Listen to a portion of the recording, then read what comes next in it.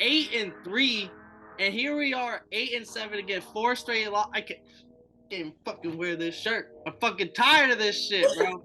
Big Dog DC press conference like, yeah, man, what they did was awesome. They fucked us up. Hell yeah, they fucking did. Rams was beating the dog shit out of the Broncos, 51-14. They fired Hackett. They said, get that fucker out of here. And I'm watching this game like, yo, you guys really gonna play Nick Foles this whole game? Like, let him in, passing out the medicines. We've been on that rock star regimen, knowing that I'm heaven sent, higher than I ever been. What's going on? Welcome to Totally Blitz Podcast. Today we're recapping Week NFL, the Christmas Day specials. And as always, go down, like and subscribe. Drop a comment of the craziest shit you saw this weekend, or anything. You just want to talk some shit on some shit you hit. Just let us know. But this is Paul Pickle with him, Concha, and I'm joined with. Hey, you already know it's that boy Kev, Water Boy, your boy. You feel me, man? And Paul, man, I'm not feeling the love, man. I'm not feeling the love, man. I'm not, man. Your boy lost in the fantasy playoffs. Oh, another one bites the dust. Number one in the league, 12-2. Damn, 12-2. Bro, the person I lost to, I dropped 200 on him on week 3. I was looking at who I had on. I was looking at who I had on my team. I had motherfucking Pat Mahomes, Josh Jacobs, Javonte Williams, Cooper Kupp, AJ Brown, KJ Osborne, Zach Ertz, 49ers defense, the motherfucking Matt Gay. Oh my team was so loaded, but D-Hop was on my bench suspended. And then these fuck niggas, man. This was probably the worst week of fantasy I've ever had. Because we scored, and it wasn't because I scored I scored 135. I lost by 5 points, and I watched D-Hop laying that. Bruh sold the fuck out of me. D-Hop costed a lot of people in these fantasy playoff weeks, bro. And I have him on the opposite end. I was going up against a Josh Jacobs, a D-Hop, a Denver's defense against the Rams with Baker Mayfield. And I thought I was toast, bro. But every one of them sold. Every single one of them sold for me to come back and to sneak my way into the championship round. Bruh, they all sold. It's crazy. Because I have Josh Jacobs, 6 points. D-Hop, 2.4. Motherfucking. And then it's crazy because I was down by 40, right? And everybody's thinking, and then I was looking like, dang, I haven't been down all season type shit. Yeah, motherfucking, my kicker, I had Matt Gay kicker, and the Rams put up 51 on these stupid motherfuckers. Some motherfucking, my kicker got me 28. Boom. And then somebody else played, and then I had the fucking 49ers defense. That's 18. Boom. We in the game. Back in it. There's a whole new ball game.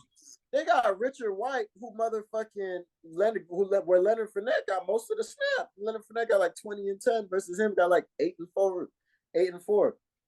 Motherfucking this man, Richard White, I watched him score the touchdown for them boys to go to overtime. And I'm like, that's crazy.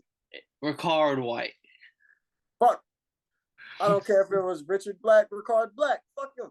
Like, it's some bullshit, dog. I'm upset. D-Hop sold me. Josh Jacobs sold me. Cooper Kupp got hurt, and it's fuck fantasy. I just lost to the number 5 motherfucker. So now it's the number 2 versus the number 5 motherfucker in the championship. And don't get me wrong, we both would have got our asses beat by either person that played in that other other side of the bracket. On the other side, yeah. Somebody dropped like 170, and somebody else dropped it was like a close game. Somebody dropped 170, I think the other person dropped like 157. And I was just like, this is insane. Like, that's like the Totally Blitz fantasy bracket. Me and Alex were in the championship round. We only put up like 120 and 115. And then you look over at the Kyle versus Dre, they're putting up like 190 and 200. They're over there shooting it out. Like, oh. That bitch up.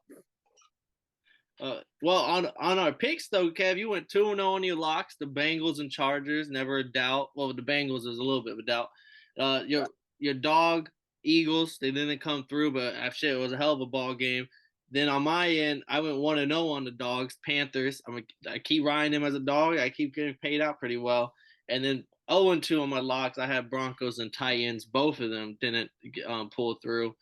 But as a full slate, Kev, you went 8-8. This includes Thursday game as well, and then I went 11-5, bringing our totals to only a 2-game difference. Kev is still in the lead, 121, 98-2 to my 119, 102.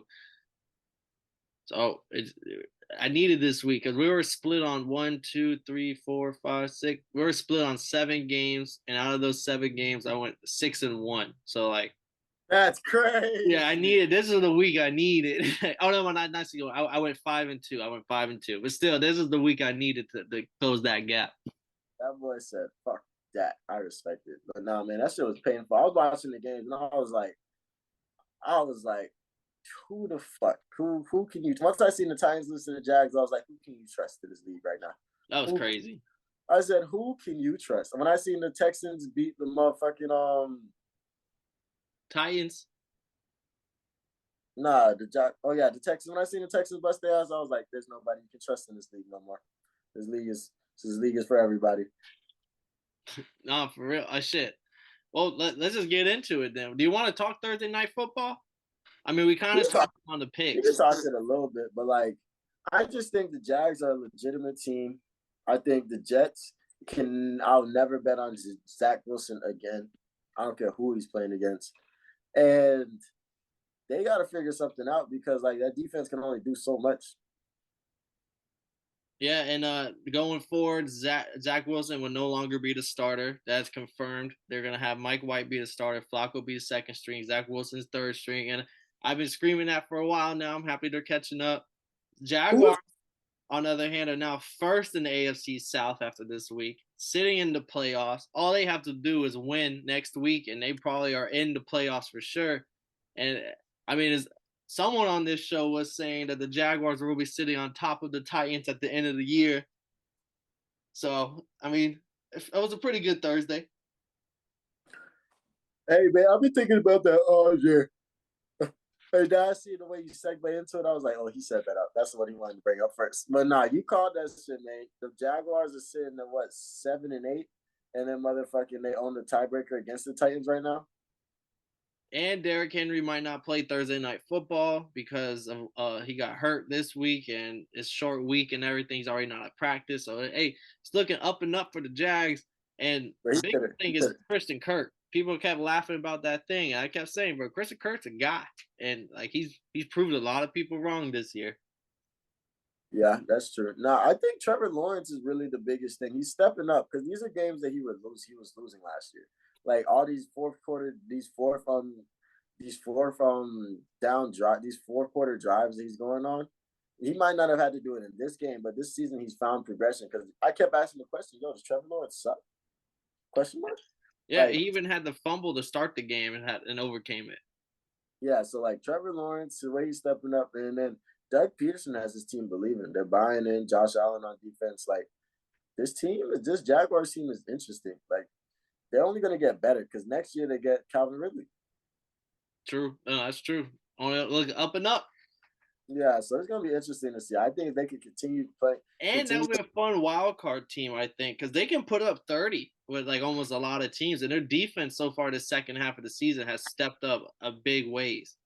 And who would they play first? The motherfucking It could be the Chargers. It could be the Ravens, the Bengals. All these teams are very beatable. Maybe not the Bengals because the Bengals are division leaders too. But all teams very beatable. The Chargers, Ravens, Dolphins. Right now, can't even lie. No, that's actually you want to get into that game first. Yeah, fuck it. Let's just get right into it. Let's talk. We're skipping a little bit around. Let's talk Sunday morning, Christmas Day special to start it off. The Packers beating the Dolphins in Miami, where the Dolphins came out swinging, put up 20-13 at halftime. Dolphins don't score again. 3 interceptions to end the game by Tua, and this was just a bad showing. No, that shit was tragic, man. Because if you look at it, right, I texted you the second I seen Jalen Waddle literally turn up the field and burn everybody. I don't know how Tyreek Hill got behind him, but they tag team burnt the entire Packers defense. And motherfucking this team, you guys were balling. You guys were making them look like scrubs. And like I'll give it to the Packers. They stayed with it and they kept fighting. They didn't give up even a little bit, not at one point. But that second half told everything. We didn't know this was a sneaky stat, but Matt LaFleur is 14-0 and 15-0 in December now. Like this was a sneaky stat. Nobody brought that up until the game, I swear. And they're showing that they play tough football and they do whatever they can to get the ball through. They out there. That pass, the big dog Mercedes Lewis, that shit was nice. Christian Watson was doing good until he got taken out. Like everybody was balling. Lazard, motherfucking, they're showing plays of him blocking his ass off. Out Aaron Rodgers doing his thing, running out the pocket, motherfucking, and then this defense. They got 3 takeaways just in the last. Was it 4 all day or just 3? 3. So yeah, they got 3 in the last 3 possessions. Like this team was balling. Like this. Like it's gonna be scared. This Packers team sneaks into the playoffs because it's like, yo, we was talking about, yo, they're dead. I'm fucking tired of this shit, bro. I'm tired because with Brian Flores, we started 1-7. We go 8-7 at this same point last year. We were fucking 8-7. We started this year 8-3, and here we are 8-7 again, 4 straight loss. I can't fucking wear this shirt. I'm fucking tired of this shit, bro. I'm fucking tired of this shit. I'm tired of being a Dolphins fan, bro. Every year, doesn't matter how we went out and got Tyreek Hill, Taron Armstead, Waddle stepping up. We got motherfuckers blocking for Tua, bro. Raheem Morstead, Jeff Wilson, Mike McDaniels with the swag, and this is what 8-7, 8-7. I'm tired of this, bro. I'm tired of it. I can't, bro. Our biggest issue, on God, I think our biggest issue is we give up on the run game. We give up even if the Packers suck against the run. We don't run the ball, and then we settle too much on these big plays. When have you seen the Dolphins go down the drive methodically, 8 to 7 yard passes, 5-yard runs, 13 drive score? It hasn't happened all year. Look at the Ravens comeback. Was any of those touchdowns methodical, or were they 60-yard bombs to Tyreek to Waddle down the middle? We keep settling with these big plays and we score points. But when it comes down to we need one drive, go down the field, 10 plays, 3 minutes, we can't do it. And it's sad. We have all the weapons we invested in, and here we are, 8-7, the same spot we were last year, fighting for a playoff berth. God damn, they made my dog come out the shirt, man. I need y'all to tighten up, Miami. So here's my thing, right? So usually I would be on y'all ass. I don't ever really get a chance to be on your ass. And I appreciate you for not being on my ass because you have a million chances to get it. But I'm not mad at y'all for this loss, right? Because, like, I'm not good. Like, when you've seen those 3 interceptions, you're looking at, like, yo, there's something wrong. This can't, like, because these passes are accurate as passes that Tua usually makes. Like, he threw that bitch in. The first interception, Tyreek Hill, the overthrow, he threw that bitch in a motherfucking 5 people. But, like, that's a pass he can normally put in the pocket. And then there was the miscommunication with was it Morstead or Jeff Wilson? They're one of the backs. One of the backs. That was bad. And then the other one, the last one, it wasn't. I think that was more defense. But this Packers team came to play, but we seen that there's something wrong with Tua. Now Monday we find out he's in concussion protocols. Like there was something happening. They did show that the play, they watched the tape, they try to find the play where it happened. The play where it happened was early in the second quarter, 2 minutes, 40 seconds, or whatever. But they were saying pre that play, Tua was 9 for 13, 200 yards and a touchdown. After that play, 5 for 13, 3 interceptions, 30 or 50 yards. And it was like, if it was concussion, but then that brings it back to the point of the one red flag with Tua was injuries. And one of the reasons for injuries is because he's undersized. And I'm not saying you can control concussions, but you can't. I get on Kyler's ass all the time. He gets hurt. Why? Because he's 5'10", 5'11", running around like he's Josh Allen or Lamar Jackson. Like he's not as big as these guys. And with Tua, it is showing that like if he takes a couple of hits, you just don't have the NFL body. You just don't have that ability to take punishment like these 6'4" guys can, and it has nothing to do like with anything else. I'm just hoping he can stay healthy. Maybe we look better, but if he can't stay healthy, I don't know what else. I'm worried because I've been pitching hard for Tua, But if every year is a year of him only playing 10 games, it's hard after the rookie deal. I'm on the same reason why I don't want to pay Lamar any guaranteed money. You don't play full season, so like I have to treat my quarterback in the same reason, the same criteria. And I respect it. I'm not mad at y'all. Like, that's crazy that I'm the level-headed one in this situation. Because it was 26-20 in the last 3 drives. I'm just literally looking like, yo, they gotta go. Like, they gotta go. Like, I'm watching like, okay, this is okay. The first interception happens. I'm not tripping. I'm like, okay, they gotta go. Like, they gotta figure whatever they gotta do. They gotta go.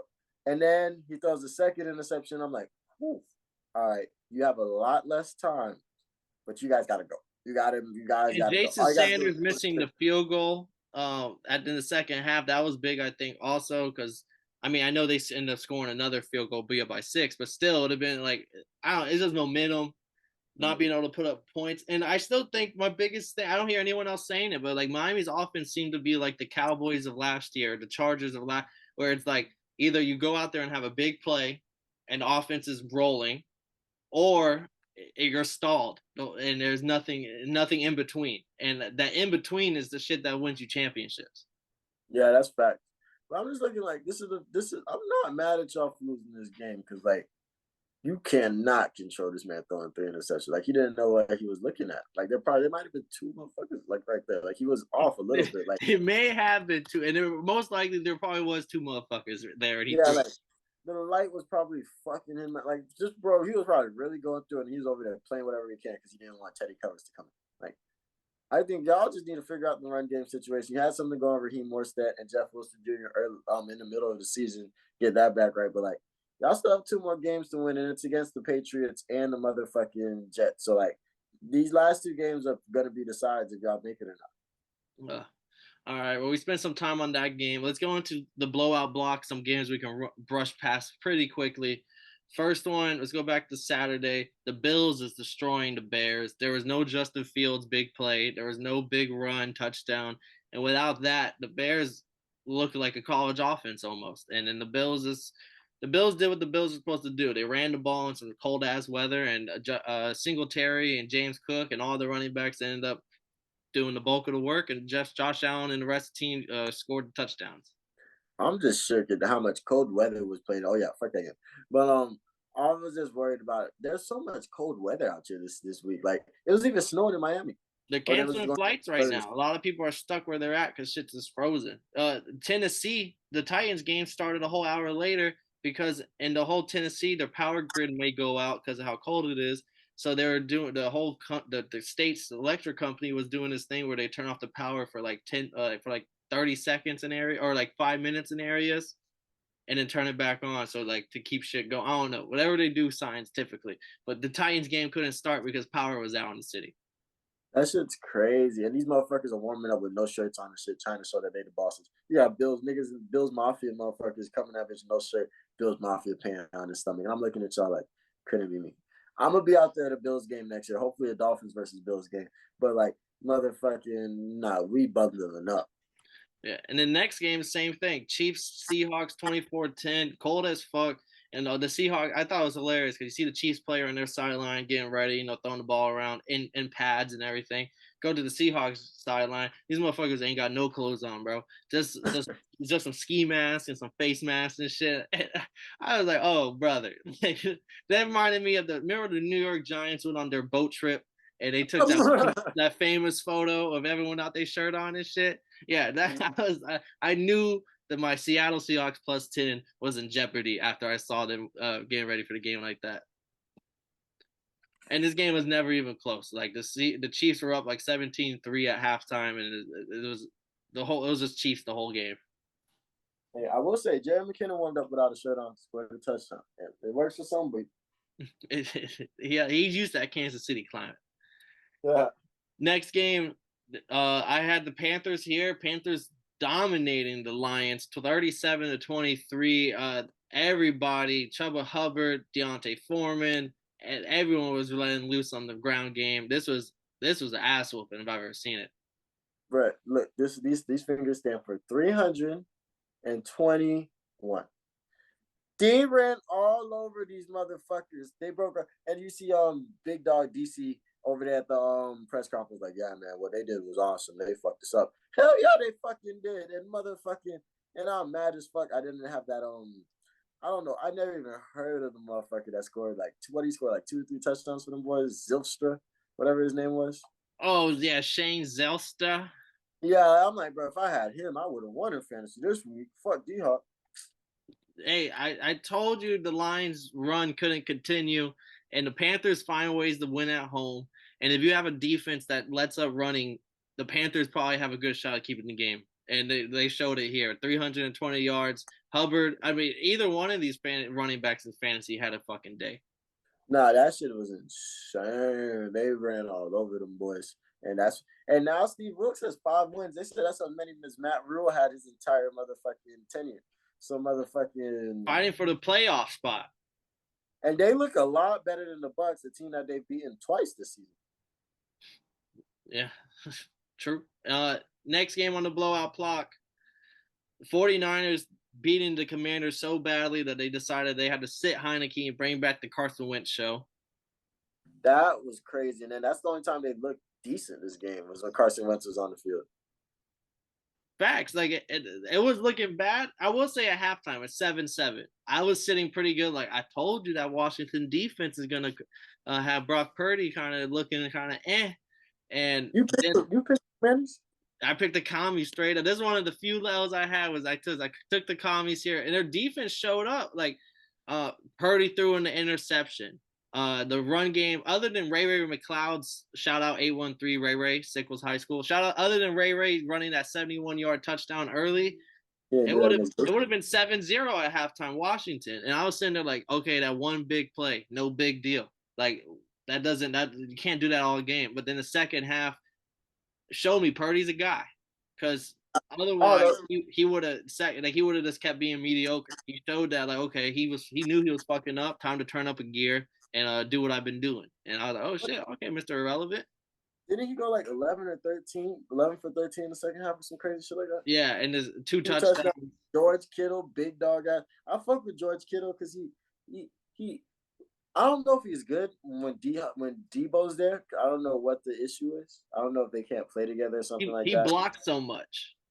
That's the only reason why he doesn't eat the way he eats, because on Shanahan's offensive scheme, they need a blocking tight end. So really on like 50% of his snaps, he's blocking.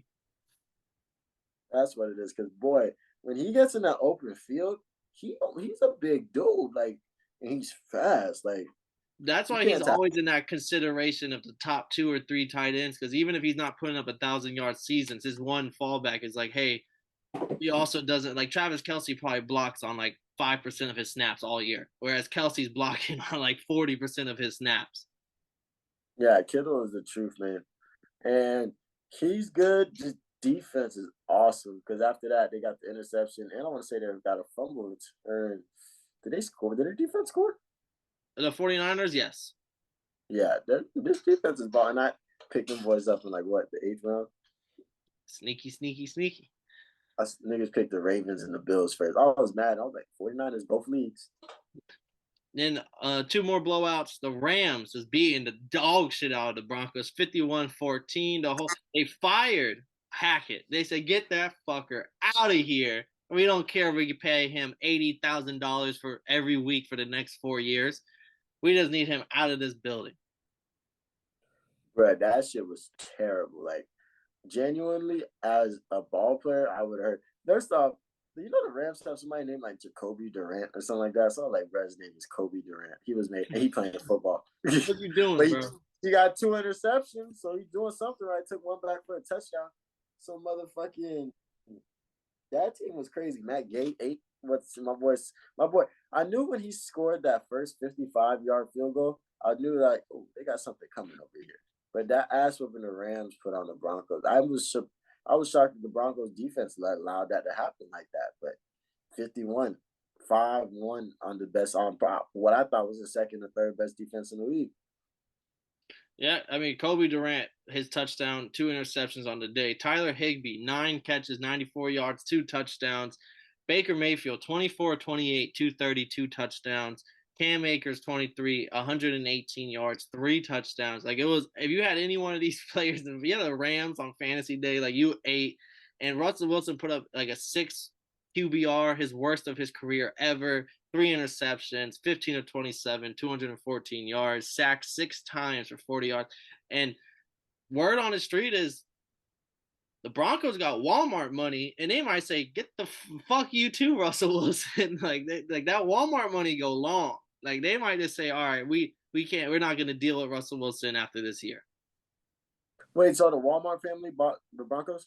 Yeah, and you know that they got the money to be able to say, "All right, keep the $250 million. We want to win." No cap, I'm not gonna lie to you. Them boys, that'd probably be their best like loss ever. Like that would be everybody like, oh my gosh, you gotta pay him. Nah, it's only till 2025. We'll figure this shit out. If they cut Russ or whatever, or if they bench him, right, they make him a third stringer because they might not cut him because then they have to pay him everything straight up. So they just bench him for the 5 years. No team is trading for him because then they have to take on that contract. He's not good. Like yeah, that's like I could see if they cut him, maybe like a Panthers or the Colts, someone try to pick him up and but why would the Broncos cut him? I mean, unless they want that extra spot. The only real thing they can, in business terms, I think they keep him on the roster just so you pay him weekly instead of $250 straight up. Here you go, walk out. Like they pay it, and like this could be the last year of watching Russell Wilson play football. Because if he sits on the bench for 4 years, no one's trading for him for that contract, and no one wants him. It should be. Like, the only reason why he should be playing is if somebody gets hurt or it's garbage time. Yeah, and if someone gets hurt on like a playoff caliber team, like if the Steelers end up like next year being decent, and then all of a sudden like Kenny Pickett goes down, they might trade for him because they might need something.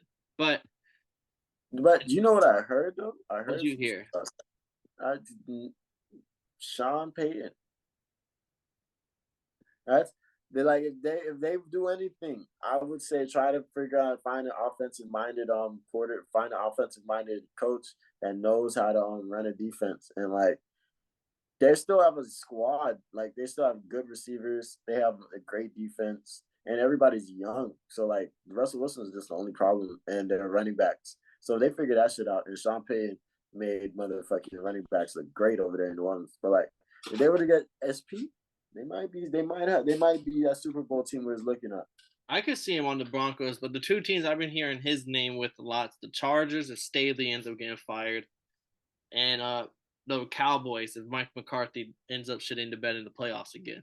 Because him and Jerry Jones are like this. Oh. And he's from Texas. Oh. Yeah, like the Cowboys rumor has been swirling for a while. But then our last game is for the blowout block was the Chargers 20-3 against the Colts. Nick Foles looks terrible. That like the one thing I thought maybe he could still look good, but nah, he hadn't played football in like 2 years, and so it all makes sense. 3 interceptions, 143 yards. Justin Herbert, I mean, it's not like Herbert had a great day either. Eckler ended up scoring the touchdowns, but I think the the Chargers have clinched the playoff berth. So this is the first playoff berth of Justin Herbert's career and Brandon Staley's career. So shout out. It's their second in the last 9 years type shit. Because Philip Rivers wasn't going to no playoffs. Hey, he went all the way to the AFC Championship game and played on a torn ACL. So I always give him his props. I give him his props for not wearing rubbers because he's consistent on that. But the Chargers, this game showed like it was crazy to me when you had to take that. It was like, hey man, you had Nick Foles this whole time. What was the point of bringing Sam Elgin? And I'm watching this game like, yo, you guys really gonna play Nick Foles this whole game? Like I'm looking at Jeff saying, you're really gonna let him go back on this field? Like that's what's best interest of this team right now. And I want to say they had a fumble too. Like this offense didn't do shit at all. And there was a point where the defense, DeForest Buckner, got the fumble. I want to say they forced not Eckler, I can't remember who they forced the fumble. They forced the fumble and motherfucking they're literally damn near in the red zone. And they couldn't do jack shit. Not a thing. And I'm just like, oh yeah, there's nothing this offense is gonna do all game. You gotta make a switch. And Chargers defense got 7 sacks on him. This is one of the worst O lines in NFL, up like not even arguable. And then on top of it, like I felt like the Colts defense played a good game. Like they got the interception, they got the fumble. They were keeping this game within striking distance for so long, and it's just like this offense really couldn't do nothing to help them in their cause. It was bad. There was a 4th-and-1 that they went on, and they went for the quarterback sneak, and this man Nick Foles went nowhere. I'm telling you, the Chargers were just jumping over the line, and then what the worst part was is like because you lose. This is how many people jumped over the line that like you lose track of Nick Foles. You just see his helmet, and then you just see the ball, so you don't know where his knee is at, but you just see him have the ball like this and just kind of try to extend it, and he gets out there, but like Brett might be down as fuck. And I feel like that was the definition of what's going on right there. Like you're here, but they're just trying to get there, but they just can't reach it. Like, every play on offense, like you were trying to do something, but you just couldn't reach it. And then Jeff Saturday coming out of the presser saying they're going to stick with Nick Foles for next week against the Giants. I'm so glad I ain't listened to that shit. I would have been upset hearing that. And Chargers safety Derwin James is going to be concussion protocol after that hit that got him ejected. And I'm not like that hit was a hit. Like he was so pissed that he got ejected for that hit. I'm like, bro, like according to the rules, like that's an ejectable hit. You led with your head. You took the other guy's head off. I understand the angle you're at is an awkward angle to try to lead with your shoulder, but still, that was according to the rules. That's an ejectable hit. It's tragic because like we used to do hits like that in Little League, and we would just tell them, "Hey, get your ass up." And then the Chargers, they're hopeful if they are making this playoff run. Joey Bosa and Rashawn Slater possibly will be back for the postseason, which will be great for them if they now that they've clinched it. That's dangerous. Now let's get into this weekend slate. We went through the blowout block. First game, Saints beating the Browns 17-10. It was cold as fuck there, and Kamara, I think this is like the Browns could not stop Kamara. They could stop Andy Dalton without any weapons. That was very evident. But Kamara was 76 yards and a touchdown, a couple catches, and I felt like the defenses just kept stopping Deshaun Watson, getting an interception here and there, and just the Saints did what they had to do to make sure that their playoff hopes are still alive. I'm happy they did it. This is one of the games where I was on the right side of the pick, and I needed it to come back this weekend. Deshaun Watson sucks.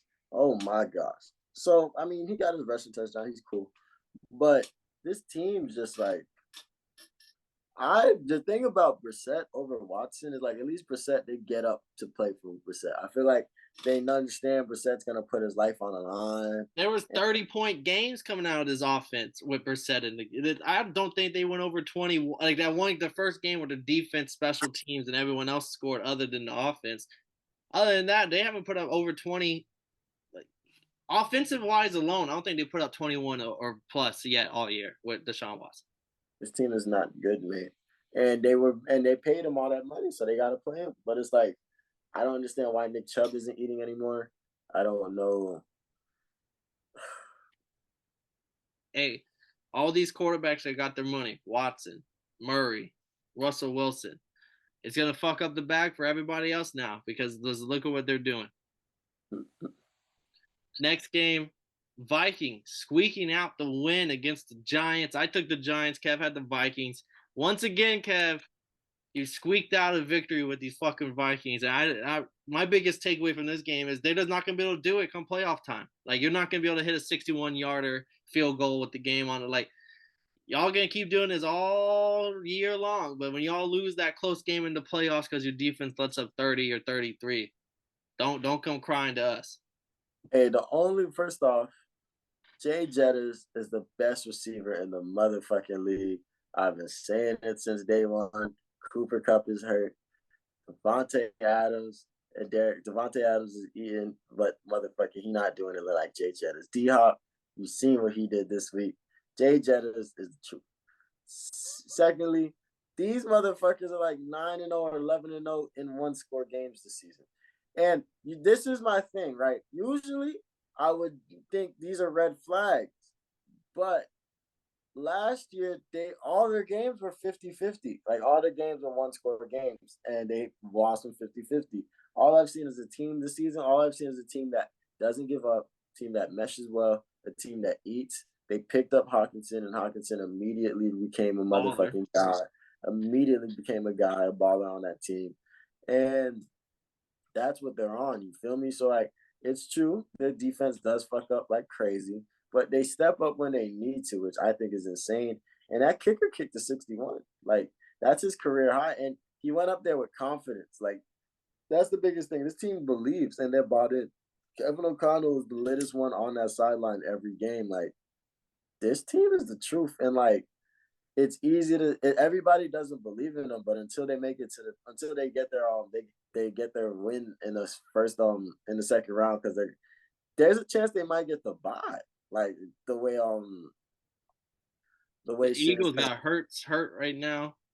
Yeah, the way the shit's work right now, their boys are staying right on their ass. So no matter what y'all say, even though the numbers say this team shouldn't be winning, their over under when it comes to the scoring is bad, but like they're gonna find a way to win every time. I don't know if it's gonna win them a championship, but I know it's gonna keep winning them these motherfucking games. I know Jay Jettis came out and he said they asked if he should be in conversation for MVP. He said, "Oh no," they asked him if he think receivers should be able to win MVP, and he said with the year he's having right now, he should definitely be in the conversation for MVP. Definitely, like you can make the argument Cooper Kupp should have got that bid last year. No, and Jonathan Taylor too. There was the first time ever where like two non-quarterbacks were like close in that MVP race. Yeah. Next game, the Bengals taking care of business, 22-18. It was 22-0 at halftime.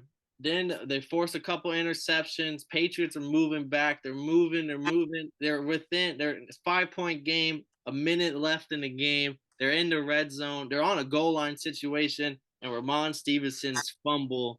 Bengals get the ball back. Game over. But it was scary. It was close.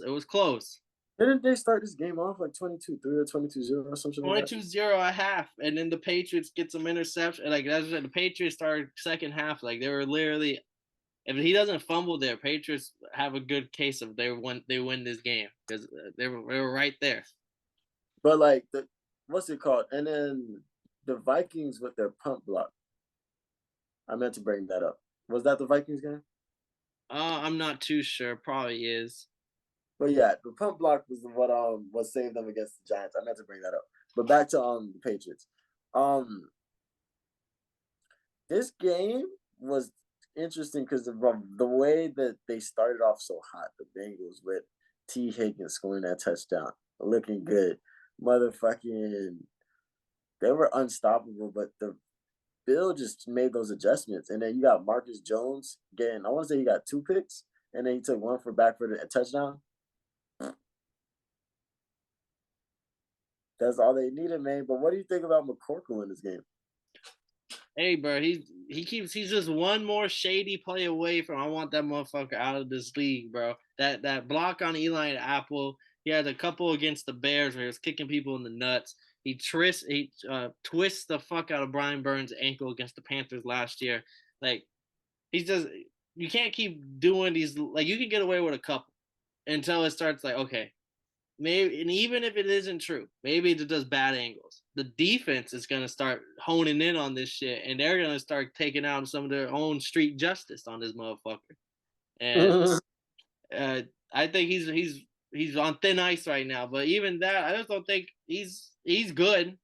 He's good in the Patriots system against he didn't have a bad game, but 18 to 21 points is just the Patriots. Like that's just what they're going to put up every week. Like this is not an offense where if it goes into a 28-30, like there's never going to be that.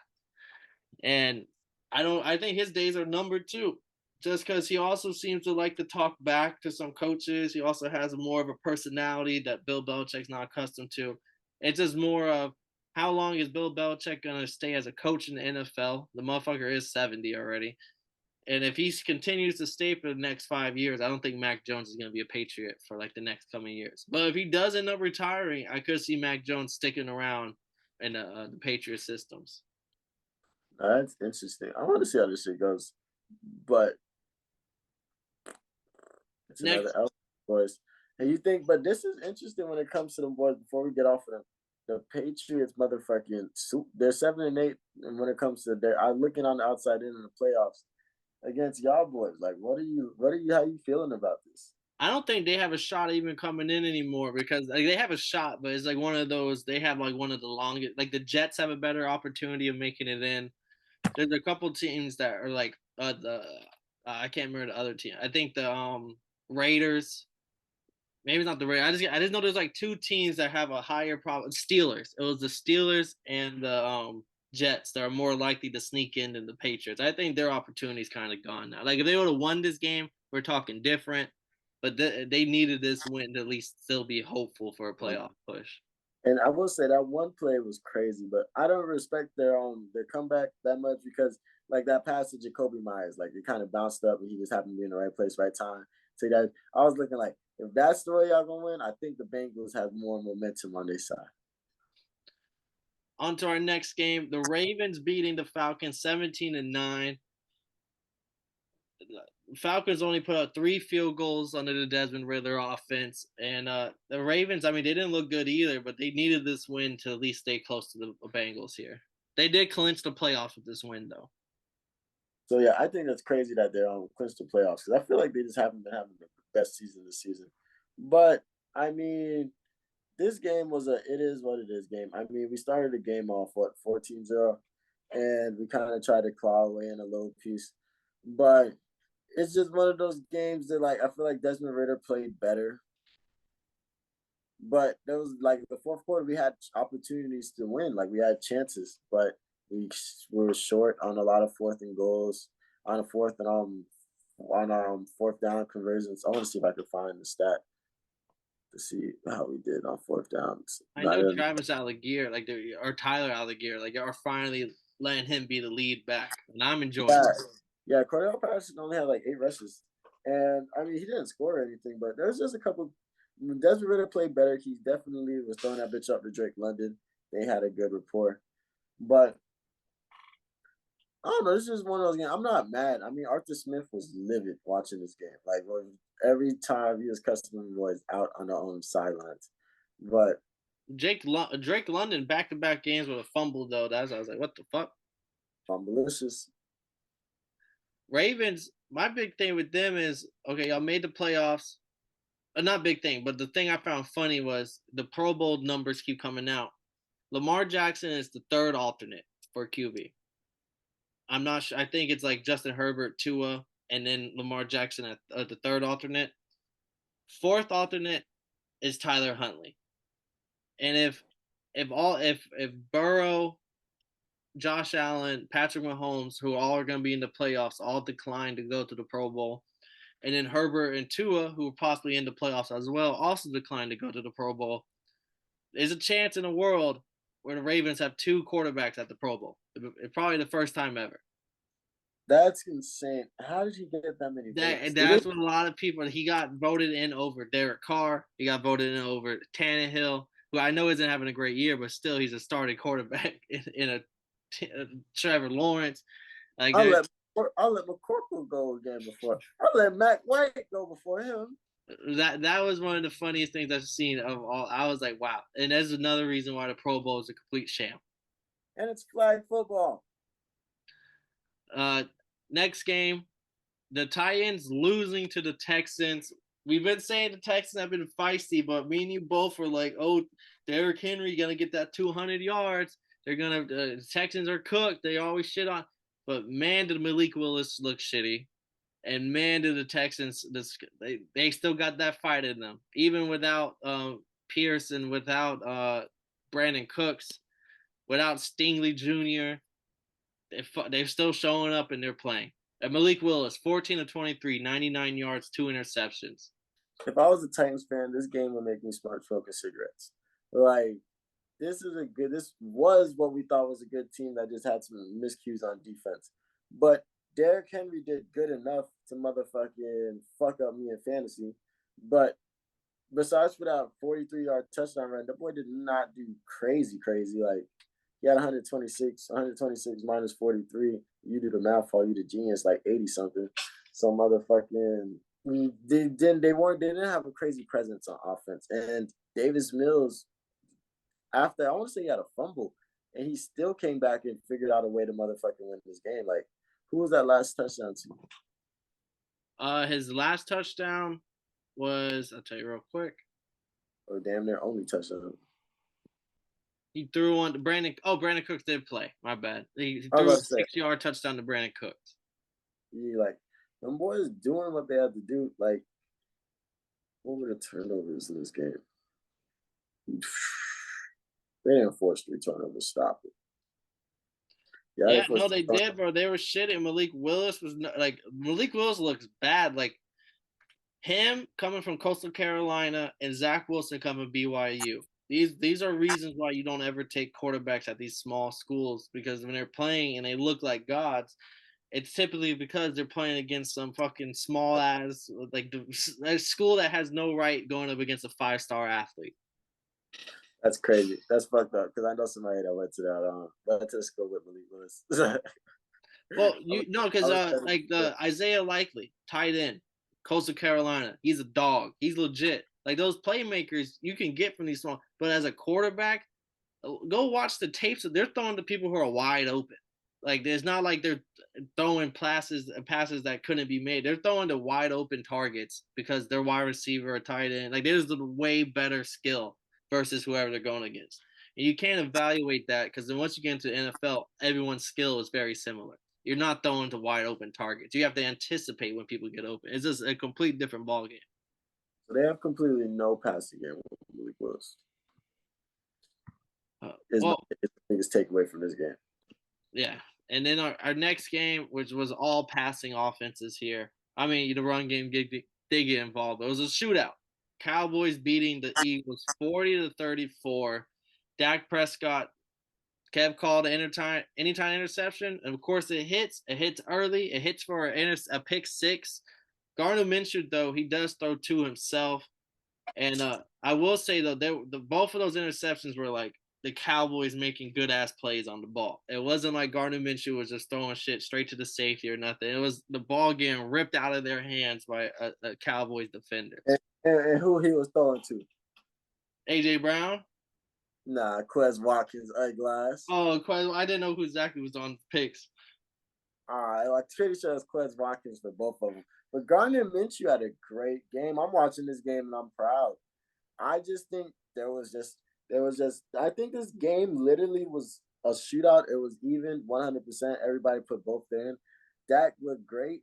CeeDee Lamb with that I've seen that spin touchdown, like one where he caught the ball and spin into the end zone so nice on the ass at least 100 times.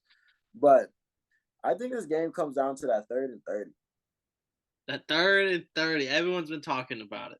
This game 100%. Like, I hate to because there's so many games and so much shit that goes into on the NFL game, but you could come to the turnovers. It's 3rd and 30, and these motherfuckers. T.Y. Hilton. Off the waiver wire is what? A week and a half ago? A week and a half, 52-yard reset. He's worth every single penny that they paid that motherfucker off the waiver for that one play. That's all he needed.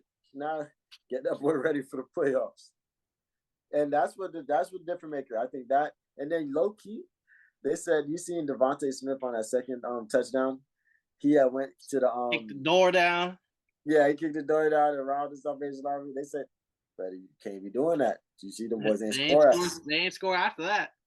So those are the 2 plays that didn't make. But this Cowboys team looked great, and it's kind of scary to think Zeke scored. CD had a couple. Gallup even had one. It's kind of scary to see this team in the playoffs. But another big play I think that caused this game, I'm capping, it wasn't just those 2, was that Miles Sanders fumble. That shit was all the way over there. Where the fuck was he doing giving that to? Back to back, like right after, y'all had a chance too, and then that fumble really just cost it. But people want to say, "Oh, if Hurts was in this game, we win this game," and it's like that's like you're basically saying Gardner Minshew had a bad game. That's not the case at all. Gardner Minshew was balling, 2 interceptions. I won't even blame him. Like that was literally the defenders making a hell of a play on the ball. But that Jalen Hurts being in that game doesn't change the fact of a 3rd and 30. Hurts has nothing to do with that play. This is a defense. They had 6 sacks on Dak, a pick 6. Not saying the defense had a bad game. They just had a bad play in a very key moment. I think the Cowboys just got up for this game. They knew that this is the best team in the NFC right now. So they want to come into the playoffs feeling like the best team in the NFC. You had to beat them boys, and they had their chance. They had even the Vegas believed in them. Motherfucking, they covered the spread. Like they was like, yo, we're gonna come here and fuck them boys up. They couldn't stop Devontae Smith. AJ Brown still 8, didn't score a touchdown. But what they did against that run game, only holding Miles Sanders to 65 yards and motherfucking Gainwell to 17. Pro Bowl Miles Sanders. And I think that was fumblicious Miles Sanders. But I think that was the difference in this game because there was no Jalen Hurts as a rushing threat as well. Because they did that, they motherfucking what's it called? That's how the Cowboys won, by shutting down that run game. If you wanted to beat, I'm gonna make Gardner Minshew beat me. He almost did. And I hate. We were hating on the Cowboys earlier in the season. They went over the win totals already. So shout out them. That was a mistake on them. But halfway through the season, I was saying I think the Cowboys are the top 3 team in the NFC, and they're playing like a top. They just have a roller coaster of games where they kind of play up to their opposition, but in some games where you expect them to win by 30, they don't show up. And hopefully they've learned their lesson. Come playoff times, you got to show up every game. I respect it. I just don't think they can beat this Eagles team straight up because I think it's fair because they played against Cooper Rush the first time. Eagles played against Cooper Rush the first time, and now the Cowboys played against Gardner Minshew. But this game came down to like touchdown. Gardner Minshew was throwing shots in the end zone. Like they was close. Like the Cowboys team is not beating a straight up Eagles team in the playoffs. Well, we're gonna see if they can be healthy because the Jalen Hurts collarbone shoulder injury has been now he might be not play next week. So it went from 1 week thing to now maybe Gardner might be we saw with Carson Wentz stepped out on their playoff hopes, and then Nick Foles led that team to a fucking championship run, and hopefully he's healthy because I do want to see. No team wants to beat a team that's not 100%. No one ever wants to win a ring that way. Like you want to win knowing you beat teams at I beat them. No excuses, no nothing. Oh no, man! You telling me you get rid of Julian Edelman for the Super Bowl against the Falcons? I wouldn't be mad. Walk around my replica ring. Next game was Sunday Night Football. We were both on the same team here. It was a close game. Steelers beating the Raiders 13-10. And Franco Harris, I mean, they did it in his honor. The whole team showed up wearing 32 towards the game. They not like Kenny Pickett had a crazy good game. The defense is bald. I felt like Derek Carr had an ugly game. Devontae Adams, I mean, did he even play Sunday? I don't know for sure. Josh Jacobs getting held. Like everyone, the Steelers defense is legit with TJ Watt in. Not only are they legit, but they're back to what we thought they were to start the season. Like you forced Derek Carr to throw 3 interceptions. Like I mean, this is the Steelers team we thought we had when the season started. It's just a shitty predicament that we had Mitch Trubisky for like 6 weeks and we had no TJ Watt for like 7 weeks. Oh my gosh! I'm looking at I just seen the Derwin James hit again, but I'm not gonna lie. This Steelers defense is playing Steelers defense straight up. They're looking like an old school Steelers team because Big Ben, we love him. We thought he was great. Maybe not the last couple of years, but this defense, this old school Steelers team is like, hey, bro, you only got to put up 14. You put up 14, we got you. Like that's all you got to do. Put up 10, and we'll see what we can make shake. So that's what this defense is coming up doing. Like motherfucking TJ Watt is an animal. Cam Hayward is a beast, and I don't think he gets talked about enough. He's a motherfucking dominant force down there in them trenches. Motherfucking Minka Fitzpatrick, I think, had an interception. Yes, like this defense is balling. And I'm not the maddest at the Raiders because they almost won this game. They kept if Ken Pickens doesn't get just take that drive down and throw it to George Pickens with like 40 seconds left on the clock, this game we're not saying this. We're saying like, yo, the Raiders about to sneak their way into the playoff again. But now we're saying that about the Steelers. No, I don't know about that one. But the Steelers they're trying to go 500. Like they know that this is their rebuild year, and this is what they look like trying to rebuild. And I'm like, wow, if Ken Pickett can do some Trevor Lawrence shit and just get better in his progressions and they maybe pick up another receiver. I mean, Odell's still looking for a team, and next year be even healthier. So motherfucking, this is a dangerous team for time to come. No, yeah, and I definitely see like with Kenny Pickett, I see the flashes of Trevor Lawrence type game where it's just like he shows flashes. He makes some good plays. He looks comfortable. Even whenever they go 3-and-out or something, it's not like he's having his head down like Baker we used to do, and he's like feel bad for this guy. He seems to keep his head up. Teammates like him. He just seems like someone that knows an offense, and it's just little signs like that where I feel like, okay, this guy might be here for some years to come. Who knows if he'd be a Pro Bowl S type player, but at least he looks like an NFL quarterback. Yeah. But yeah, Daniel James killed, bro. I'm just seeing that play like 100. Like they're replaying it right now. That shit is crazy. Oh, I forgot to also bring up. So Panthers, J.C. Horn, broken wrist on their game. He's gonna be out for a couple of weeks. It's a big issue. He may be able to come back if they make the playoffs. Titans, Derrick Henry, he's not practicing today with a hip injury. He may not even play Thursday night because it doesn't affect their playoff picture. They just have to win the next week against Jacksonville. And then the Broncos, Randy Gregory and Rams guard Ode Obushi have both been suspended one game after their fight that they had at the end of the game. This Broncos Rams. I didn't see that. Yeah, it was crazy because Baker Mayfield's at the after the post game mic, and they're on the field with the field person, and next thing you know, you see behind him Randy Gregory and this guy throwing hands. Like Randy Gregory throws a punch, and this guy I was like, oh shit! Baker Mayfield had to stop his interview to like calm shit down. Oh, that's crazy! And Twitter got it.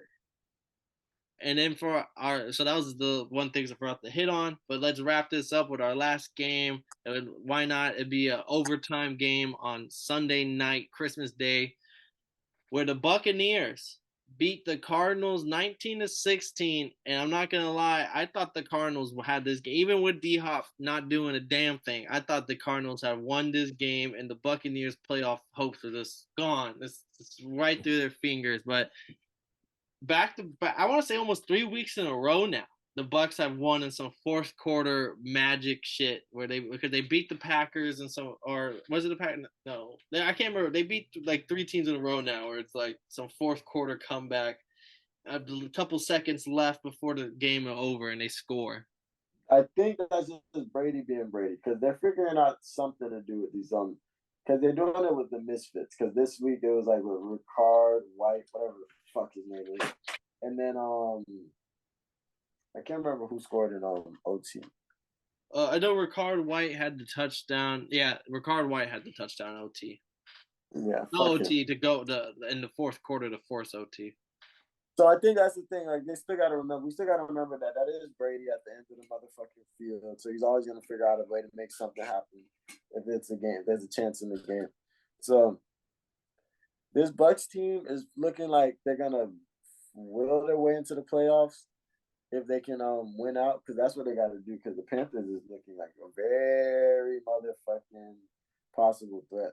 And Panthers got the Saints next week. It's really whoever wins that Panthers-Saints game. Panthers got to win that game. Hell yeah. So motherfucking, but the Cardinals are stuck. Like they're down to their third string quarterback. I'm not saying he did bad, but like he's throwing to dudes like Dortch and like Hollywood Brown. Like they're not figuring it out. Him and D-Hop don't look like they got chemistry right now. 10 targets to D-Hop for 1 catch for 4 yards. And that shit was behind the line of scrimmage. That shit was terrible. So the Cardinals are stuck. I'm about to go watch Hard Knocks now to see what the boys got to say about this. And Budda Baker's done for the season. He got hurt in this game. So that's another big blow for them. But the Bucks, I mean, people want to keep saying all they do is make the playoffs and then Brady and them experience. This is a first-round exit team if they make the playoffs. At least with the Panthers, they have an identity of we're going to run the ball and play defense. And I feel like that's going to be a bigger – like that's what the 49ers memo is. And they made a hell of a push last year. So, like, I feel like if the Bucks make it their first-round exit, the Panthers make it, all depends on matchups for them. Because if they have a team that can't stop the run, the Panthers might actually win a game. Are them boys run into the Cowboys? Oh yeah, no. Like, well, if they run into like the Vikings or something, that's a winnable game right there. If they run into the Packers that somehow make their way into the playoffs, like they have no run defense. Like those are winnable games for them boys. Whereas the Bucks, if they make it, I think they're first round exit. I think all them old vets, and some people want Sean Payton to come to the Bucks, and I think that's crazy because if I'm Sean Payton, notorious head coach, top echelon head coach in NFL eyes right now, why would he go to a team where Todd Bowles, who is now the current head coach, if he doesn't stay head coach, he's still gonna be the defensive coordinator. And Bruce Arians is still heavily involved as like some special I don't know, some coach, mentor, or whatever the fuck his position is. Sean Payton doesn't want to answer to Bruce Arians and then have the former head coach be like right behind. Like, I don't know. I just feel like that's a weird dynamic for Sean Payton to want to get into. Like, yeah, I'm not answering to Bruce Arians. I beat this motherfucker so many times in week-to-week matchups.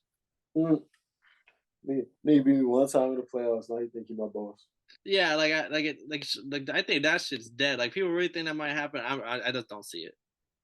Sean Payton better take his ass to the Broncos and draft him a receiver. But we recap every game from Thursday, Jaguar and Jets, all the way to Monday, day after Christmas, Colts and Chargers. We broke it all down from the highlights to the lowlights. This has been Totally Blitz Podcast. I'm Paul Pickle when I'm conscious, joined with Kev, Waterboy Savoy. And if y'all didn't know, well, now y'all know, motherfuckers. I got a problem with being problematic. Get the light beam on me, ready for electrostatic. Don't you step into this box if you're not batting. Then my gang got tools, you can call them boy crap. Man, this gang got rules, man, you better watch your passes. This ain't not new.